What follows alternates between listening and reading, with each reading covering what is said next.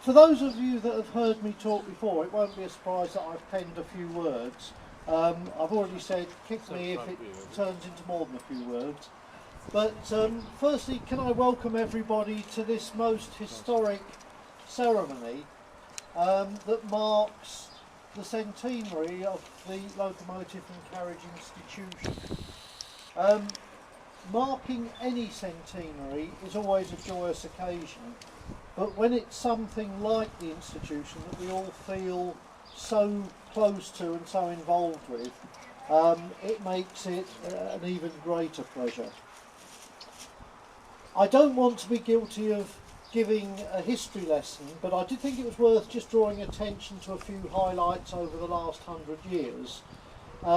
Many of you will know that the institution is very much about people in the railway industry, and even in its formation in 1911 as the Institution of Locomotive Inspectors and Foremen, it was very much about the people in the industry, encouraging people and helping them progress, and that's a theme that remains as strong today, I would suggest, as it did then.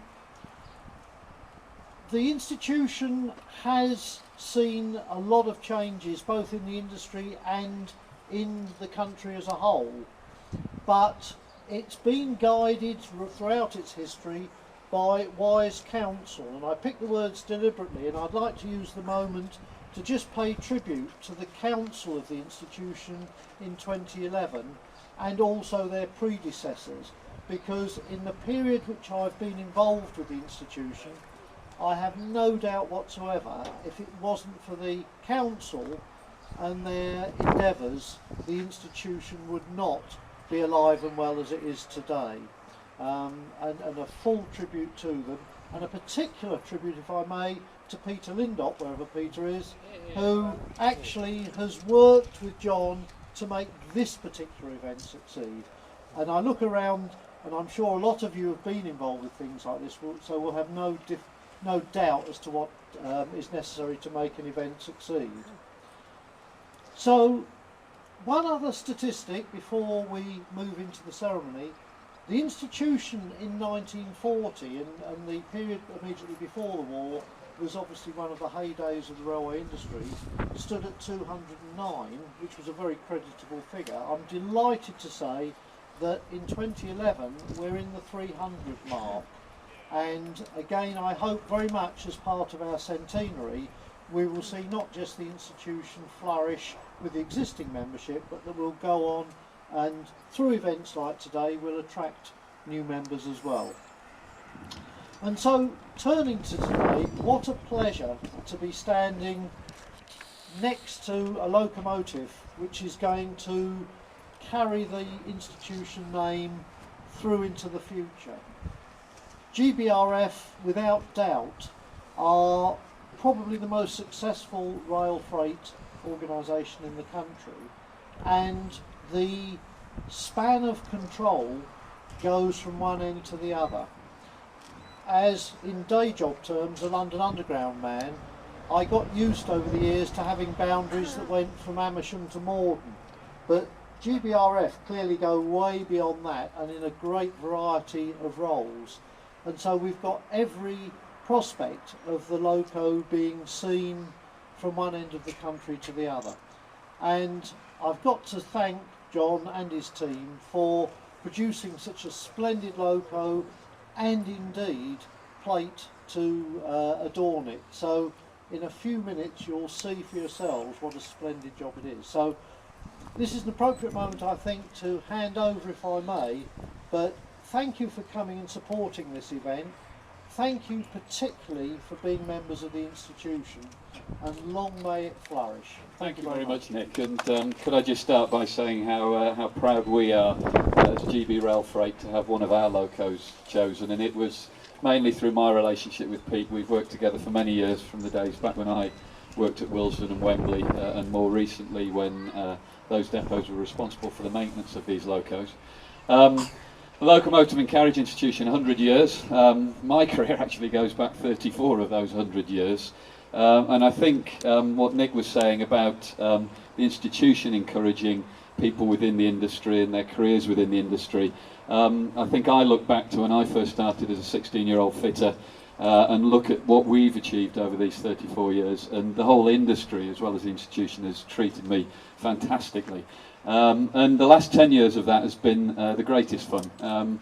Privatisation has its ups and downs and people have their views and opinions, but from my perspective, being able to set up this business, which we did in 1999, with about 10 of us operating some services for Railtrack as was, and seeing what it has grown into now has been a fantastic journey and very enjoyable. And there's some of our people here today, and it's great fun as well, which is one of the key things that I enjoy about it. But particularly, and again going back to some of what Nick said, it is about the people who work in the company. The institution is 300, we're 350 now within GBRF, spread all over the United Kingdom, and the most enjoyable part for me is working with those people.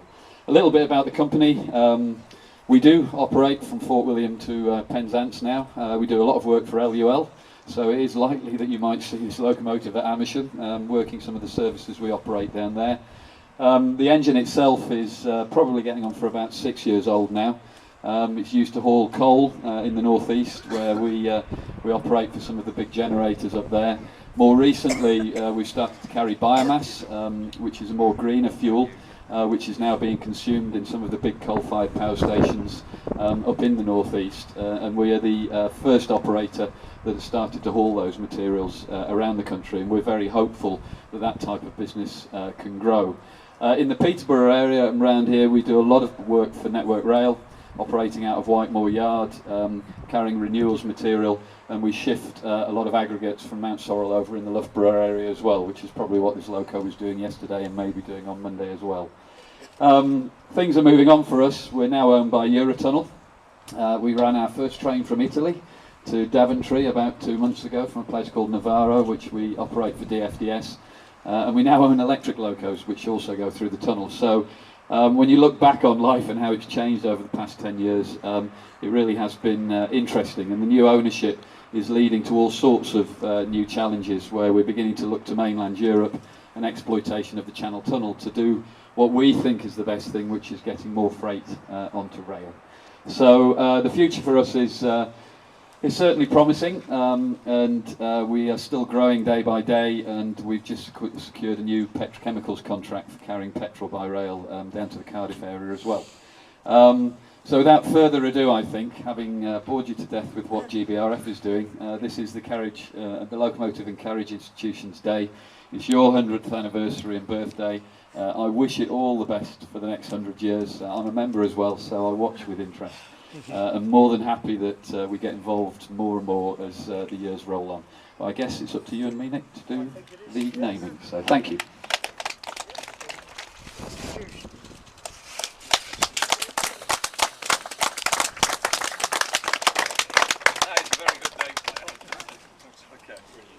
Okay, excellent. Well, I think Steve McGlynn, wherever you are, Steve, I think you're going to take it. What asks without a small token from the institution on the return journey. This may seem at first sight a rather odd thing to hand over, a book about the underground to Kew, but it actually shows the development of publicity for the railway industry in general and Kew in particular here. And there's a very strong section, I'm delighted to say, on 1911. So I thought how suitable that we can at least link the date in, and also the reason railways exist, which is to carry people or freight. So, John, thank you very much indeed. No, thank you very much indeed. That's Like the bag, Nick. just to make absolutely clear, our gratitude extends to the Nene Valley for hosting this occasion today, and providing us with for the unveiling. So I thought it was appropriate to mix the old and the new. The Jubilee line is going through a temporary difficulty at the moment for anybody who can't afford it, but be assured it will rise again to the glory reflected in this book. So again, thank you very much indeed for accommodation. Thank you very much indeed. I hope you enjoy your day. Look forward to riding behind this wonderful locomotive, and please feel free to travel all day for the rest of the day as our guests. Thank you. Thank you. Well,